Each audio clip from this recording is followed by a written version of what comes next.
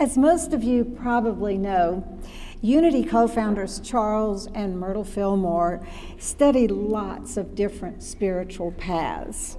And we've been doing the same thing this summer at Unity. We took a look at Hinduism and Buddhism, Confucianism, Taoism, Islam, and we found common elements in all of them. One thing that they have in common, and Unity also has the same thing, is that we offer lots of different tools that free us from those inner blocks that keep us from enjoying peace, love, and joy that are our birthright. For example, the Hindu Bhagavad Gita portrays the struggle between our higher and lower self through a metaphorical war between the forces of good and the forces of evil, which block our access to this higher state of consciousness. The Buddhists emphasize meditation so that we can clearly see our lives and our problems and thus know how to dissolve these blocks to our happiness. Muslims pray 5 times a day in order to access Allah, God, which they believe puts them into alignment with peace and love and joy. The Taoists encourage us to observe nature to better know how to flow with the Tao, or God. In doing so, we learn things, for example, like how to bend like the reeds when the winds of life blow. If we're flexible during the storms of life, we'll survive. We'll come back up afterwards. If we're too rigid like the mighty oak, we may crack in half during the storms of life. The Confucians emphasize an orderly social and political life, so there's less chaos and more space then to enjoy peace and happiness. Well, today we're going to take a look at the same concept, freedom. Freedom from all that blocks our ability to access peace, love, and joy as it's presented in the Judeo-Christian tradition. One of the stories that best illustrates this point of freedom is the Moses story. You probably recall that Moses is the one whose mother floated him down the Nile in a basket so that he could escape the death sentence that the Egyptian Pharaoh had ordered for all Hebrew boys, whom Pharaoh feared would grow up and one day rebel against him. Now, Moses was found and reared by Pharaoh's daughter as her own. Much later, though, Moses killed an Egyptian who was beating one of the Hebrew slaves, and Moses had to leave Egypt. Now, years later, when he was living a very peaceful life as a family man and a sheep herder, God told Moses to return to Egypt and free all the Hebrew slaves from Pharaoh. When God told Moses to leave his comfortable home in Midian in the Sinai desert where he'd been peacefully living with his family and go free all these Hebrew slaves in Egypt, he couldn't even imagine how in the world that would be done. Moses, a simple shepherd trying to convince these poor Hebrew slaves to rise up against the Pharaoh of Egypt, he was considered to be a god. And then actually defeating the Pharaoh so they could leave and be free. For one thing, Moses reminded God that he stuttered. So who in the world would even understand him if they listened at all? Now, Unity views the Bible metaphysically. Post Joseph Campbell and his famous Power of Myth, the world-famous psychiatrist Carl Jung and his archetypal symbols, and so many academic scholars these days, this interpretation is no longer new. But Unity's Charles Fillmore was interpreting the Bible metaphysically in the late 1800s. Pretty remarkable. Fillmore believed that every person and place in the Bible represents a part of our psyche. Scholars tell us that the Moses story probably never happened historically. So, what does this story mean? Why is it one of the greatest stories ever told? Well, metaphysically, Moses represents our higher selves, our God selves. He's a pre-Christ figure. As such, he can free the inner Hebrew slaves. Those are the parts of us, those Hebrew slaves, that are enslaved.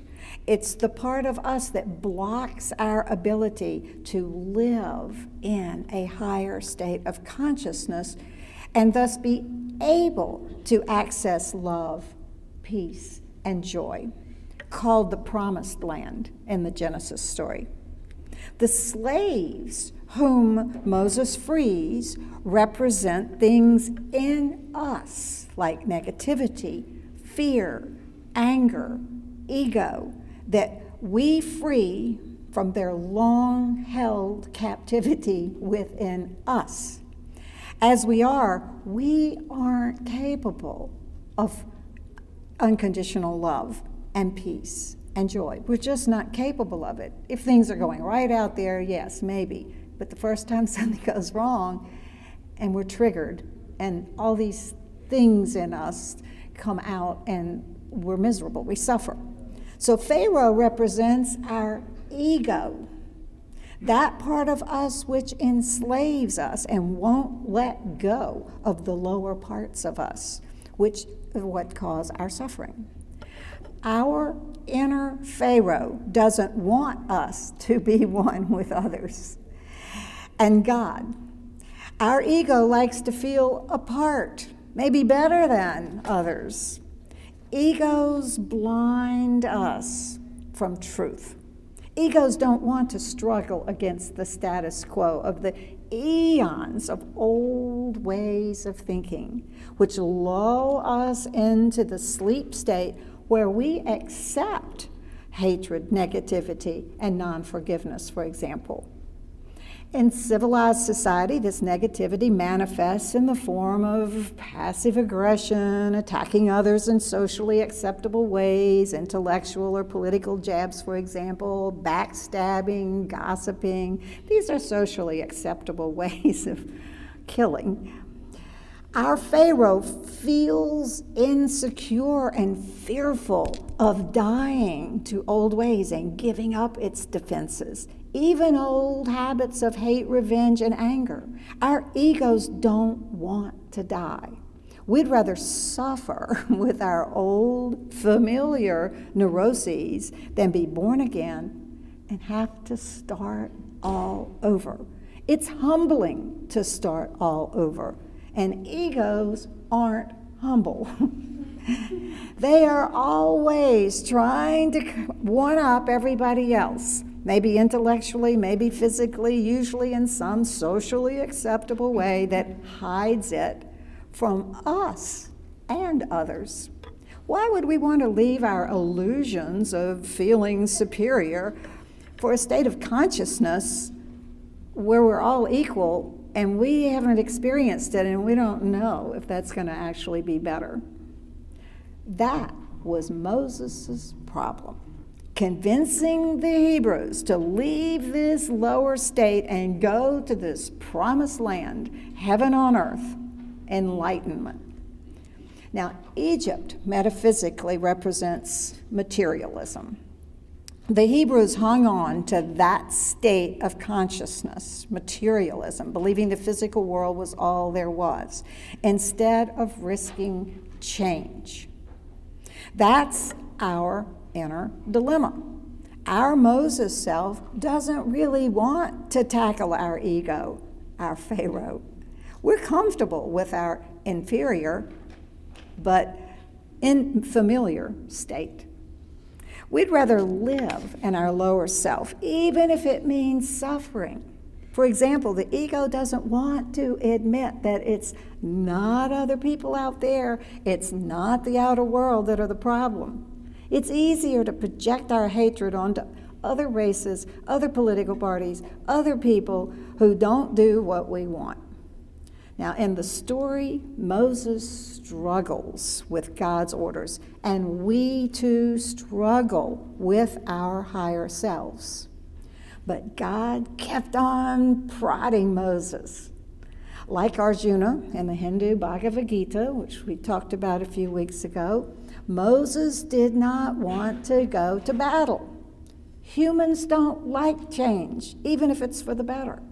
Humans like homeostasis and security and familiarity, even if we suffer because of it. You all know the example of the daughter of the alcoholic father who beats her and is always out of a job. She grows up and has a choice of a very stable, dependable, and loving husband or an alcoholic partner. Statistics show that she will marry the alcoholic because she knows how to operate in that system. It feels secure. This is why the first noble truth of Buddhism says that life is suffering. In our normal human state, we suffer, and we actually prefer it to change. The Buddhists say in the second noble truth that there's a cause of suffering, and that it's us, always. It's our thinking. The third noble truth of Buddhism says that there is an end of suffering, which is to change our thinking. And that is Moses' dilemma. He doesn't want to go back to Egypt. He thinks he isn't capable. He doesn't want to leave his comfortable, secure life. Most people don't want to change. In the short term, no action seems easier. We don't have to face our shortcomings or deal with our egos. We don't have to face the dragon. But when we do face the dragon, we often find, like Dorothy in The Wizard of Oz, that there was nothing to fear. It's like facing some of the traumas and insecurities that we have avoided our whole lives, maybe from our childhood. When we do let ourselves face them, they begin to melt away. We discovered that the little child in us who developed those ego defenses, maybe due to fear of overpowering parents, is now a fully functioning adult, more than capable of dealing with a grumpy old father figure out in life who projects his insecurities and shortcomings onto everybody else.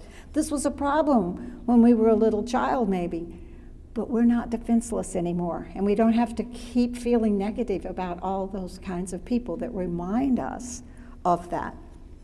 And that is freedom. And that means we don't have to be defensive anymore of our frail egos. We don't need them anymore. We can make it on our own. We can make it to the promised land, that place in us that is capable of love, peace, and happiness. The whole Hindu Bhagavad Gita is about that war between those two clans, one good, one bad. Arjuna, the warrior leader of the good clan, doesn't want to fight, so he's just like Moses now at this point. But Lord Krishna, the Christ figure, like God for Moses, tells Arjuna he has to fight, just as God told Moses he had to go fight Pharaoh. Those wars, like the jihad in Islam, represent the inner struggle that we must all wage internally to defeat the lower aspects of ourselves, all kinds of negativity and ego defense systems, which block our ability to know, love, joy, and peace. So, God tells Moses to return to Egypt and free his people, the enslaved Hebrews, the chosen people from this mighty Pharaoh. Moses, like Arjuna in the Bhagavad Gita, said, I don't want to go. I don't want to fight. I don't want to do this. Who am I anyway? I'm just a poor Jewish shepherd, a simple man. I'm supposed to defeat the Pharaoh of Egypt? I, stuttering Moses, am supposed to convince those Hebrew slaves to rebel against this powerful Egyptian Pharaoh? Nope, I don't think so. That's us, right? I'm fine with the way things are. I go to work, I stay busy, I go out with my friends, I pay my bills. Why would I want to change a bunch of inner tendencies? Excuse me. I'm fine. I don't mind on unresolved issues with my family, ex-spouses, boss, neighbors. They did X, Y, Z, and I'm going to treat them like ABC. That's normal. Well, maybe it is normal in our present state of consciousness, but so are the stresses, strokes, solitude, and suffering that go with it, not to mention cancer and depression that Bernie Siegel and Louise Hay and so many doctors are talking to us about. The point is to get free of the ways of thinking that cause many of these problems and to facilitate our ability to be happy and to be all that we can be, all that is possible. So, why would Moses finally agree to risk everything and leave his comfortable life in the Sinai desert? Why would we want to become a new person and struggle with our lower but familiar self? Because symbolically, not to take on that struggle would have meant that Moses would have lived his life as a larva instead of flying as a butterfly. He would have been the potential of a beautiful swan who chose to stay securely in the egg. He would have been like the red apple, too scared to fall from the tree into the unknown, so it just rotted on a limb. Do we want to accept less than what we can be and miss out on who we really are and the joy that's possible in life because we don't want to deal with the struggle of getting out of our secure larva or egg or tree branch? There is a higher state of consciousness, a happier way of living, a more peaceful way of looking at life that offers us richness, abundance, fulfillment, and the ability to love. In our present state, few of us have that ability to love unconditionally. But first, we must slay the dragon, slay the Pharaoh in our lives, and then face the unknown. So, Moses, with God's help, despite his stuttering, doubts, and fears, convinces the slaves to rebel, and they defeat Pharaoh. All the plagues and locusts and finally the death of Pharaoh's son make Pharaoh change his mind and let his people go. When we cooperate with the eternal laws, listen to divine guidance, and commit to our spiritual evolvement, we too can free ourselves of outdated, outmoded, and spiritually outlandish conditioning that accepts such things as pride, prejudice, and pandemonium going on constantly in our lives. So, the chosen people leave Egypt in the story. In life, we leave our Egypt, our attachment to strictly materialistic existence. Egypt symbolizes materialism, a belief that the material plane is all there is. They leave that. Chosen people means those who have chosen to live in a higher state of consciousness. The chosen people are not literally the Hebrews. The story is not literal. You and I become the chosen people when we choose to make a covenant with the divine levels of life. But remember, after choosing to follow Moses, to leave Egypt consciousness, and to make a covenant with God or truth, these people find themselves trapped between the Red Sea and Pharaoh. After the Jews left Egypt, Pharaoh changed his mind and pursued them. And there they were, between the sea and Pharaoh's men. We all go through this stage. We make a commitment to live a higher existence, and then one day we are overwhelmed with the temptations of life that come after us. This wavering, this struggle, is the doubt that the Hebrews felt when they found themselves caught between the Red Sea and Pharaoh's troops.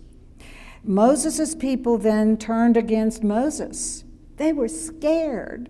At least in Egypt, they weren't about to be drowned or butchered. We too often doubt our higher values when surrounded by old influences or our ego exerts itself again. Imagine what those people thought as they saw Pharaoh's men charging at them and no escape, a whole Red Sea. Don't we often doubt that there is a promised land, a higher way of living? Don't we feel sometimes like having the wrong friends or influences in our lives is better than having none? At those moments, we sometimes lose our faith. Temptation, they call it. Well, what happened in the story? God told Moses to march his people right through the Red Sea. They did. That's making a very long story short. What happened? At this point, you're probably, some of you, imagining Charlton Heston going into those waters and watching the Red Sea part so that the Hebrew people could safely go through to the other side. When Pharaoh's men followed them, the sea closed back in and drowned all those soldiers. The story goes on, and I could too. Probably most of you know the rest of the story. Moses' people doubted him on several occasions. They lacked faith again. They forgot their covenant. This is our story. We often lack faith that there is a promised land, a state of consciousness where we are capable of not suffering, of being joyful, of being capable of unconditional love for all people. But the chosen people finally learned that this promised land did exist. The kingdom of heaven on earth, the state of enlightenment, was very real. And they attained it because of their faith and their commitment, called a covenant in the Bible. Through meditation, prayer, practicing the presence, and being brutally honest with ourselves about what we need to deal with, we too can go up to those higher states of consciousness. In the Bible, mountains metaphysically symbolize these higher states of consciousness. Moses and Jesus, remember, went up to the mountains before bringing back their most profound teachings, like the Ten Commandments. In meditation and prayer, we too can ascend to those higher states of consciousness, and we can then bring back down that wisdom into our daily lives. We too can then gain the faith, wisdom, and power that it takes to do a little inner struggling and free our lower selves from our Pharaoh, materialistic values, negativity, prejudice, unforgiveness, our divisive egos, and hatred, and thus enjoy peace and the ability to love and happiness. So as you go through your week, think of all the ways that your inner Moses self can free you from your inner Pharaoh, your materialistic values, your ego.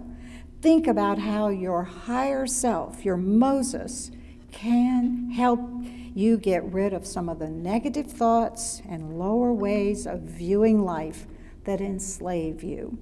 Maybe the old programmed ways that you view others when they trigger you. Maybe old vengeful thoughts about people who in their ignorance wronged you, or you saw it that way. Free yourself from that. We can't control the outer world. Notice how you are reacting to people and events That's your clue. These old reactions are often the very aspects, the very parts of you that are enslaving you and making you suffer, and they're right there for you to view. Face the dragon. Face your inner Pharaoh. Maybe it's your reaction to the person or event and not the person or event that is the problem. That's okay. Free that part of yourself so that you too can go to the promised land, this higher state of consciousness where nothing, absolutely nothing out there can affect your inner peace and joy. This is the state where you don't suffer anymore. Have faith. When old patterns and temptations come at you, like the Pharaoh's warriors, know that all is in divine order. It's probably just what you've been praying for to learn. The Red Sea will part for you too. You can get to the point where the outer world cannot affect your peace of mind.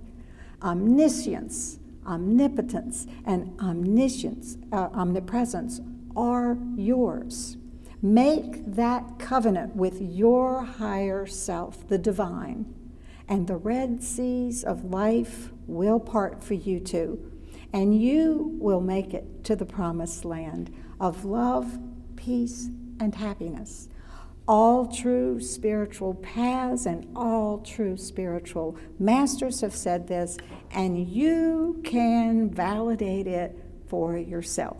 It's the state of mind where everything turns out right. Amen.